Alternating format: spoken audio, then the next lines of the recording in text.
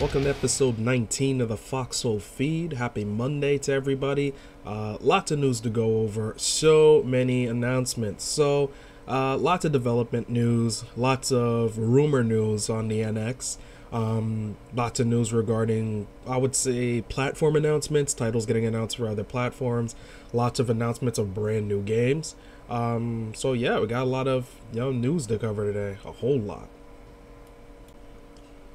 Now, in some interesting development news, Nier 2, which was announced at E3 to be worked on by Platinum Games, it was revealed earlier this weekend that essentially Nier 2 is almost entirely being done in-house by Platinum Games.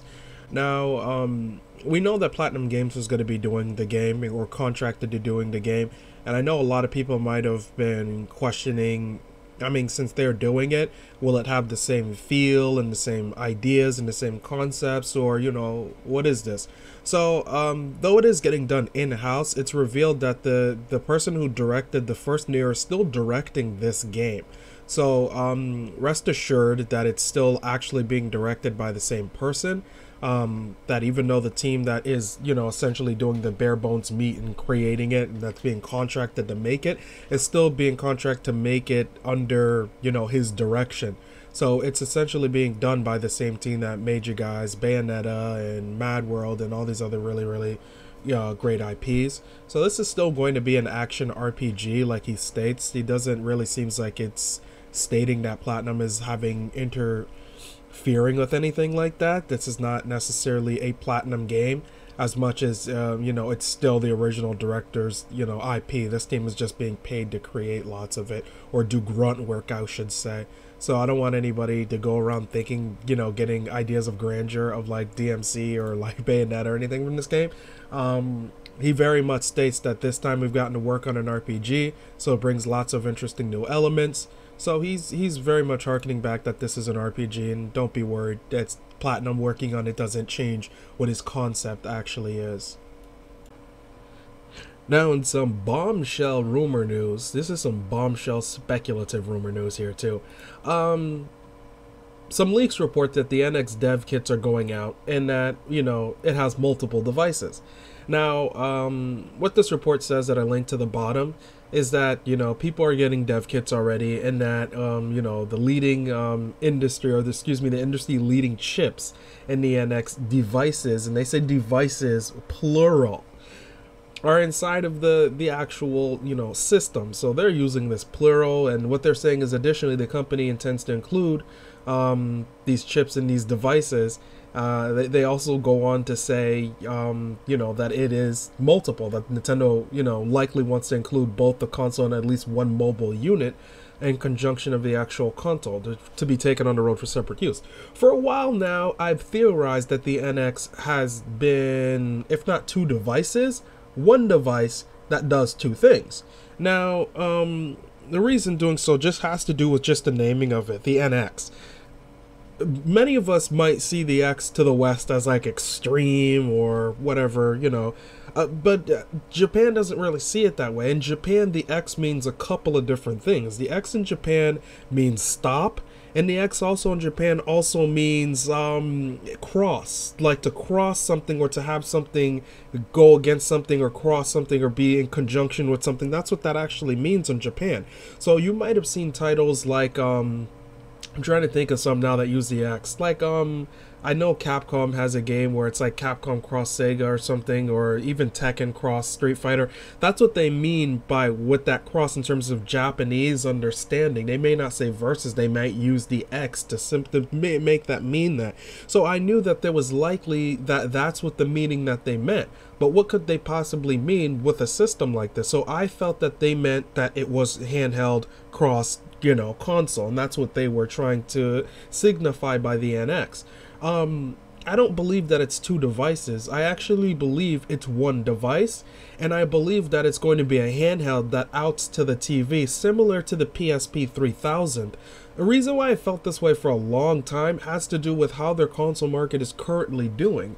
It's not doing the greatest, and these rumor leaks are sort of kind of supporting the idea that it's not necessarily going to just be exclusively a console. It's more or less likely going to be a handheld that outs to the TV to let the people who are console owners essentially have that console feel and let them have that, you know, experience like a console.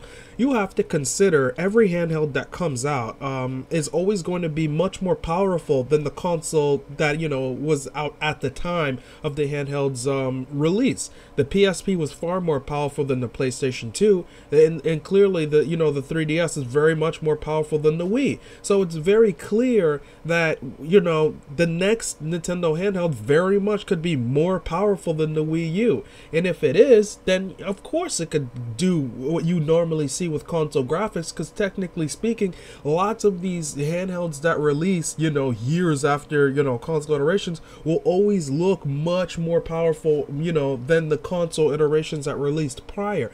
With the way technology is moving on mobile, it's 100% realistic. So why should they continue to fragment their market to offer, you know, the type of visuals that they could kind of already offer on mobile if they were to put those same visuals on mobile? So I think it's actually feasible that that's actually what NX is.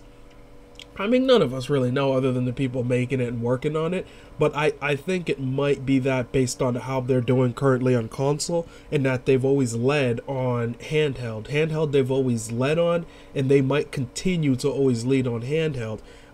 This doesn't fragment the market for them. This allows them to essentially have your handheld games release, and it also allows for, you know, the people who like their console games will still get it released in the same, you know, spot. If you like to play Animal Crossing on your TV, it being released on the handheld doesn't stop you from playing it on your TV. So if you like, let's say, Zelda, and you like playing Zelda, you know, on the go, this releasing this way won't stop you from doing that either. So I like what they're offering to both sides of the spectrum, and I actually think it makes sense for their own development styles.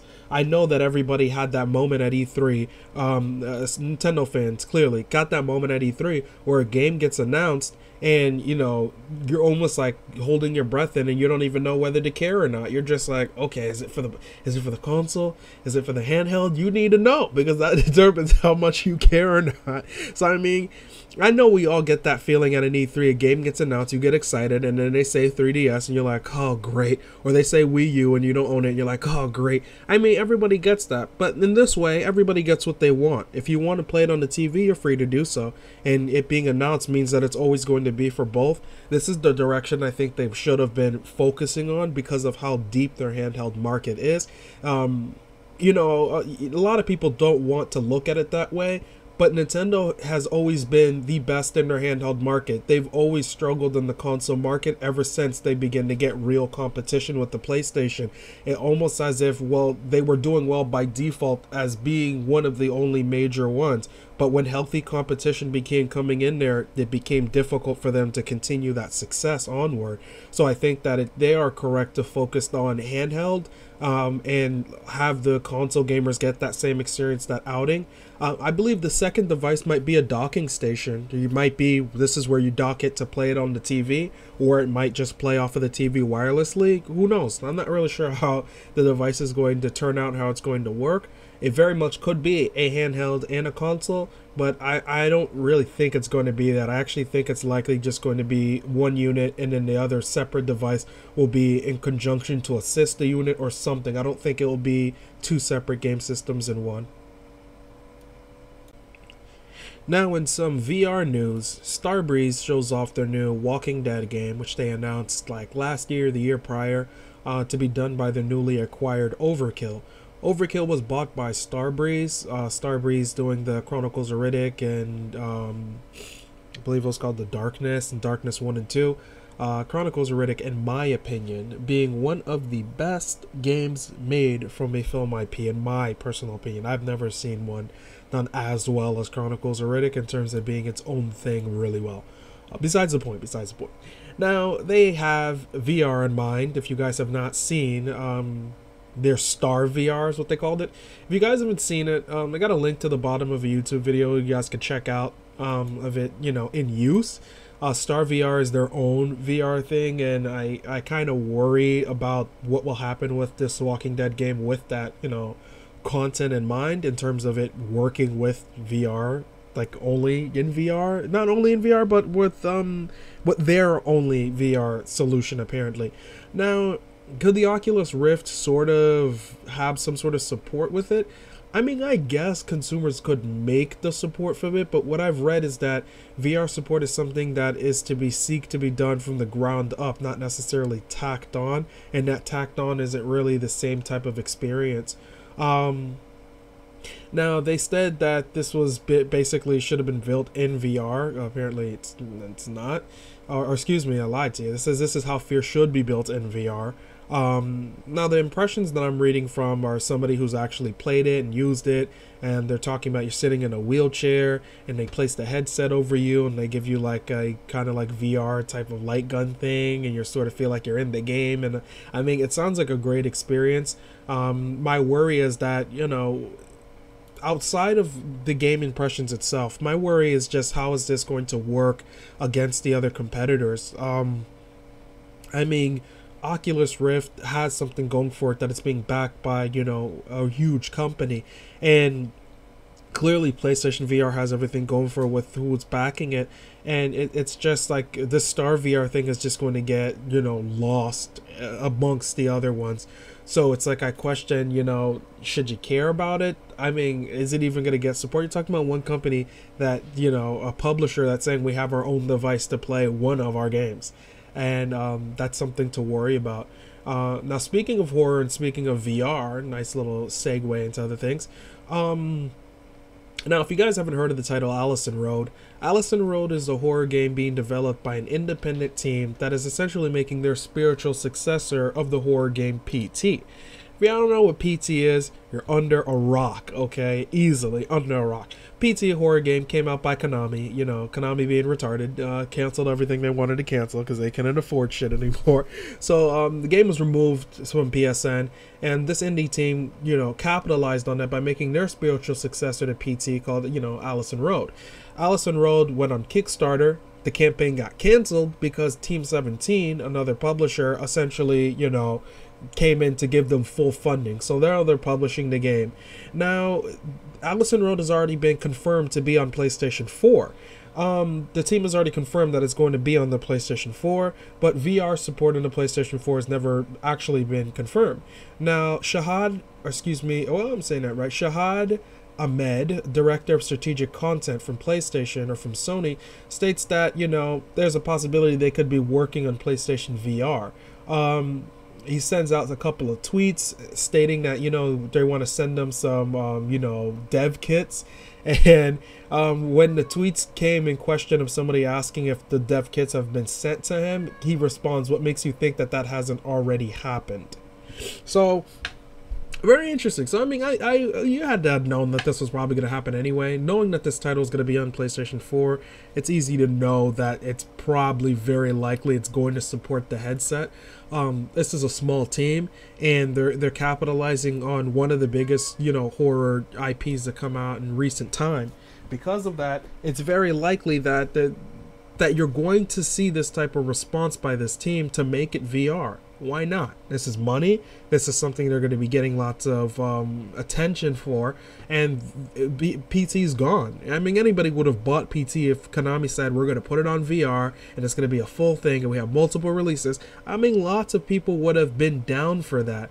But them going out and deciding they no longer want to be in the game development or the console space anymore in terms of high-end development, I mean, that's on them. But of course they're going to seek the VR option because they're setting themselves apart from every horror game that's releasing on PlayStation 4 or an Xbox One for that matter. So they're definitely going to go that route if it sets them apart, if they're already confirmed Oculus Rift to begin with. So if you're going to confirm Rift, you might as well already confirm, PlayStation 4, because everybody who could play Allison Road on the PC doesn't mean that they all could, you know, use the, you know, VR features, because the specs for VR are pretty high. You have to have a pretty demanding rig to run the Oculus Rift, period. It's not, okay, I can run it on low settings. You can't run it at all. So they have their settings on what you need to run their actual, you know, headset. Everyone could run the headset on PlayStation 4. So there's an advantage to this team doing this. So I look to be researching some more news when this comes out. I'll be telling, of course, more news as this sort of develops. As I'm a huge fan of PT, and I really like that game. Really love Silent Hill series. Really like lots of horror games. So I'm definitely gonna cover this more as it sort of continues. Now, in some interesting news from one of my favorite IPs of all time, Fallout. I'm definitely going to be covering Fallout 4. If any of you guys are interested, we'll be covering Fallout 4 day one when it comes out and releases. Yeah, in terms of having no commentary Let's Plays, I'm going to be supporting it. This sort of has to do with that. Now, Fallout 4 on PC apparently doesn't have the entire game, says Pete Haynes over Twitter. Now, I mean, lots of people are asking him questions over Twitter. Some of them are, yeah, all of them are 100% justified too. So apparently you buy the game, okay? It comes out on DVD. All right, you put in your 40 DVDs to install this shit. And after you put in all your DVDs to install it, apparently the rest of the game still downloads from Steam. Now, I understand there's Steam activation on physical games, which I don't mind too much because it's a respectable DRM service. I don't necessarily mind that too much. My biggest problem is that the disc doesn't even contain the entire game. The entire game, technically the rest of it gets downloaded from Steam. So, you know, my question and lots of people's questions on Twitter, why the fuck you even got a physical game? Like, why do you have a physical game if you basically still have to download it from Steam, and then even the physical version doesn't even have the whole game? It just, you know, there's no purpose to buying it. I mean, this seems like a waste of time to me. Let's say something happens to the Steam servers, and let's say, you know, future from now, you know, Bethesda gets at it with Valve, and they say, you know what, fuck it, Valve. We don't want our game on your servers no more. Eat a dick. So let's say that does happen. So how are the people who played the physical game going to be able to essentially, let's say, re-download it if it doesn't exist anywhere else in the servers on Steam anymore? So they're going to get it from Bethesda? My problem is in order to even play this game, you need to download parts of it somewhere else on a physical version, and I'm trying to figure out, well, why even have a physical version? What's the fucking point of having a physical version if you have to continue to download all these other parts from other places depending on what's with this company? I don't agree with that. All right, I like Bethesda, you know, I like Fallout, but no, this is a no-no, Pete Haynes. I don't fucking agree with it. And all these people are asking 100% legitimate questions. Now the console version, somebody questions, and he makes a good statement. He says, well, do console discs contain the entire game? Well, if then yes, why is the PC disc restricted? And everybody's kind of questioning this. On PlayStation or on Xbox One, it's not like you know, put the game in there and they're like, okay, let's just get the rest on the servers. No, you put your game in there, you install it, and you play it. This is what it is. Now, for them to sit there and say, well, on PC, you got to do this, and then there's another hoop to jump. Bullshit. I don't think that's fair. It's not right to do this to the PC community, especially their reasoning has to do with pirate crap. Okay, so people don't pirate it. My biggest problem is you can't fucking stop that. People are going to pirate this game regardless this game is getting pirated. I swear to you guys right now, day one, when Fallout 4 releases, this game is already going to be on Pirate Bay. This is what it is. We know these people who do this shit professionally. It's not a sale lost from someone who was ever even going to buy the game anyway. So what would it even matter? So the way I look at it as is they have a war against, you know, people who are pirates, as if they're hurting them by doing it. You're hurting your own consumers by doing this, not the pirates. The pirates could give two shits. They're going to crack this game, put this game online, put it on Pirate Bay, and that's just going to be what it is. Period. So I don't really see the point of hurting consumers. This is one of these situations where, strangely enough, they need to do what Ubisoft did and just forget the whole DRM crap, because the DRM stuff and trying to restrict it and have all these little tricks and hoops to jump for consumers, none of that actually stops any people who are actually planning to crack the game and steal the game. None of that even does anything. It's like Ubisoft made it clear to say that the people who were stealing these games were not really customers because they were never going to buy your fucking game to begin with. So if they're not really going to buy the game, then what loss is it really to them? So what they're trying to make it sound like is, we're going to make it easier for pirators to stop piracy. His lone tweet just says piracy. That's what his lone tweet says, as if to make it sound like this is a real thing to stop piracy. You're not going to fucking stop them. Even on the lowest level, when you think about what PC piracy is, you don't necessarily stop them by doing this because of how it works. What you're talking about is essentially a game that's releasing on a piece of hardware that somebody's gonna try to steal. It could be copied. It could be brought over to other places. If it could be copied once, it could be copied a million times. So what's the point in trying to make it sound like, let's try to stop them from doing it once? You will never stop them from doing it once. It doesn't even make any sense. If I'm that one person that's that ace hacker and I could crack this game and put it online for millions of people, you fucking failed. So why did you punish millions of people for the same cracker? He's the same hacker that's going to crack this game, that's going to put it everywhere. So when I'm trying to figure out, how would you doing this stop that one lone person? Once he cracks it once he takes that whole game and rips it online, it will be online. People tried to do this with Sekrom, with Crisis. People fucking cracked that shit in less than a week. So I mean, you can't really stop. People did it. They tried to do it with SimCity and everyone cracked it too. You gotta understand that these guys know what they're doing when it comes to stealing. They know what they're doing. You can't really stop them, and none of these measures really hurt, piracy. Because can I not go online right now and look up Crisis? Can I not go online and look up kind of every game, period? So if I could do that, what do these measures really stop? If I could technically get them right now, these hurt more consumers than they'll ever hurt a pirate. So I don't agree with Pete Haynes making it sound like that's what it has to do with, because that's not necessarily stopping anyone from doing that crap. I see people on here who are stating that they're not pre-ordering the game. There's lots of people who are saying they're not buying it off of a physical version because of this news. When you got people on your fucking Twitter telling you that they're not buying the game because of your, reason for doing this, that's not helping you, that's hurting you. And to think that you're stopping a pirate because of this is completely stupid. There's a reason why Ubisoft stopped this crap. There's a reason why CD Projekt Red never wasted time with this shit either, because it doesn't necessarily stop pirates. It actually hurts consumers more than it ever hurts a lone pirate. I don't agree. So Blizzard's Team Fortress 2 clone, that's what I'm calling it, guys, OverWatch, has been slightly accidentally announced and confirmed for consoles. Now, some description on their actual Battle.net page. Looks like some people have found some script stuff that actually describes it for PC and consoles, which, I mean, I'm not surprised. I think everybody kind of knew that was the case. I mean, they don't really have a lot of titles that aren't on PC, aren't on consoles, so it's not really that surprising that this one is going to be also on consoles. Now, I don't believe they've actually commented or anything on this, but this might as well be 100% confirmed anyway. I don't believe it's a typo to say something that's not true, so I think it's pretty much 100% confirmed anyway. So there's not really much to speak on that other than, yeah, it's confirmed. So, in other news, Sony teases a monumentous week for Paris Games Week. If you guys don't know, October 27th, 28th, next week is going to be, Sony's Paris Game Show.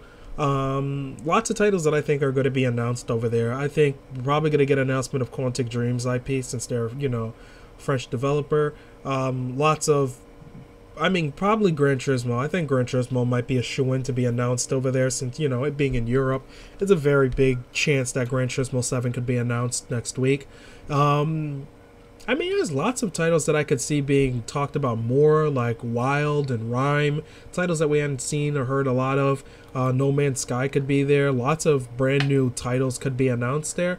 I don't think all of their titles will be announced. Now, I know lots of people are assuming that Sony Ben's game's probably going to be there, and they're assuming all in Sony Santa Monica and all these other studios are going to be there. I don't actually think that's going to be the case. I think they still clearly are going to have a lot of that saved for E3 next year. So I don't really believe it's going to be that, but I do believe Quantic Dreams might show off their new game. I believe that Gran Turismo possibly might get announced next week. For them to say monumentous, they have to be holding something back, and it has to be pretty big for one of their main teams.